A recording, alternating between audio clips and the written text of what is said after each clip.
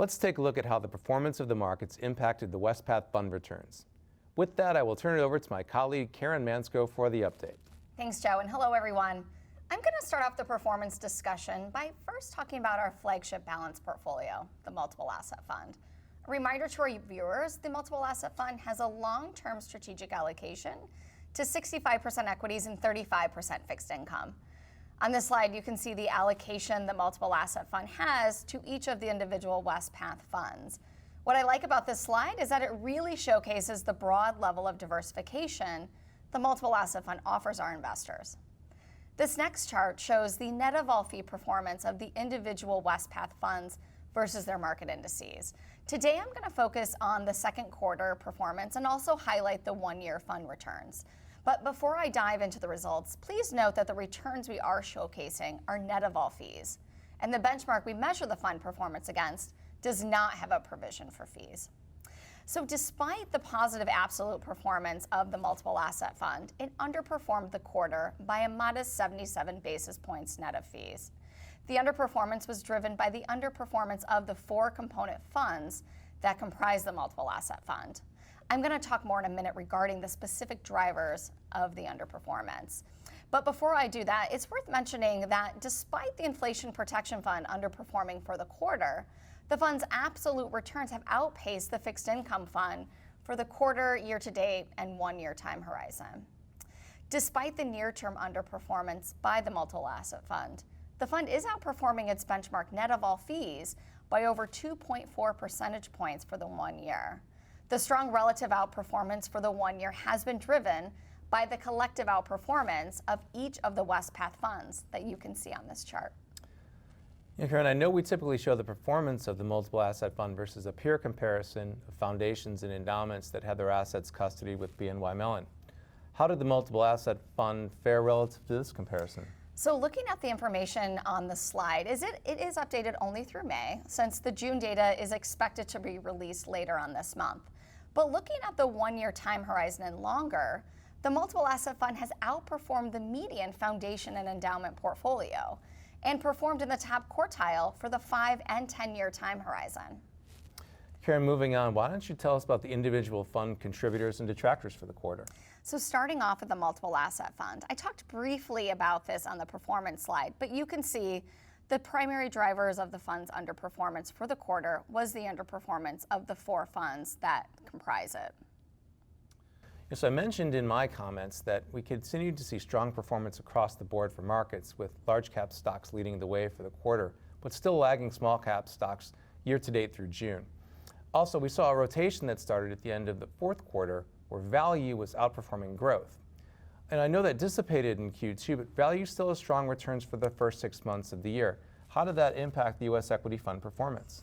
You're absolutely right. It really has been a value versus growth story this year, which is much different than what we saw in 2020 and even in the year before that.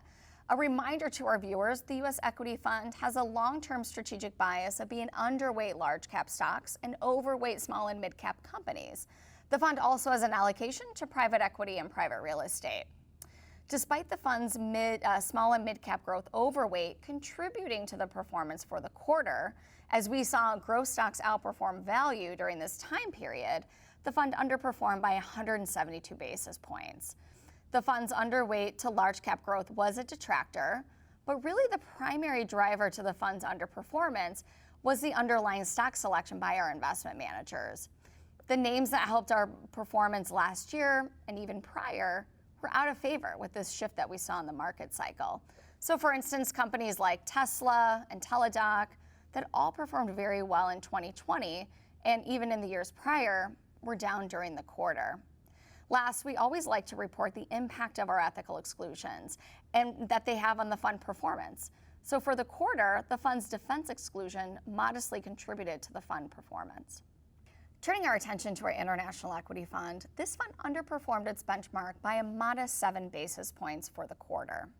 A contributor to the fund's performance was the underweight allocation to developed international markets. A detractor to the fund's performance was the alcoholic beverage exclusion and also the allocation to alternatives, but this impact was minimal. So Karen, emerging markets outperformed developed international markets in the quarter. I recall in prior updates that this fund had an overweight to emerging markets. Does the fund still have that overweight, and how did that impact performance?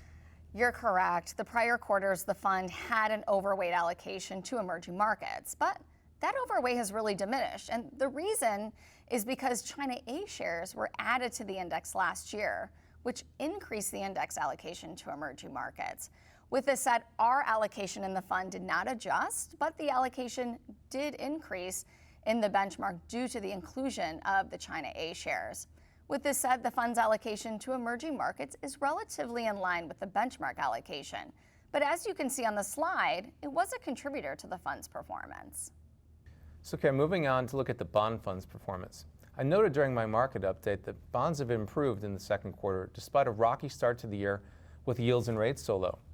How did the fixed income fund fare with improved performance by bonds? Yes, it's been quite a challenging year for bonds, with the exception of high yield. So, Joe, as you showcased earlier, high-yield bonds are up over 3.6% year to date, and with other bond asset classes in negative territory. But during the quarter, we saw yields come down, which was positive for high-yield bonds and also other bond sectors, such as treasuries and investment grade. I also think it's worth noting that the U.S. dollar depreciated relative to emerging market currencies during the quarter. So with this said, the fixed income fund outperformed its benchmark gross of fees by 4 basis points for the quarter. The primary contributor to the fund's performance was the fund's allocation to emerging market debt and issue selection by our Core Plus manager, PIMCO. PIMCO's allocation to non-agency mortgage-backed securities, investment-grade credit, industrials, and financials contributed as these allocations benefited from the spread tightening that we saw. Also, PIMCO's selection in dollar-denominated emerging market issues contributed. Last, the fund's allocation to alternatives was a contributor to the performance. Detractors to the performance include the overweight allocation of global bonds, specifically developed market. All right, so moving on to our final fund, the Inflation Protection Fund. You noted on the performance slide that the Inflation Protection Fund has outpaced the fixed income fund on an absolute basis for the quarter, year to date, and even the 1-year time frame, but modestly underperformed for the quarter. So despite the modest underperformance by the Inflation Protection Fund, it really has showcased its purpose this year as being a fund that was created to protect investment portfolios against unanticipated inflation while providing a stream of income. The fund underperformed its benchmark by a modest 6 basis points.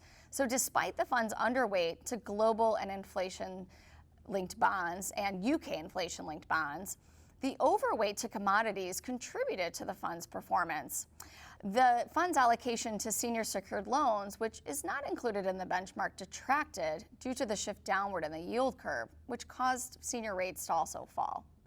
Also, the fund's overweight allocation to U.S. Treasury inflation-protected securities and the allocation to high-yield asset-backed securities detracted. Okay, well, thank you for that wonderful update.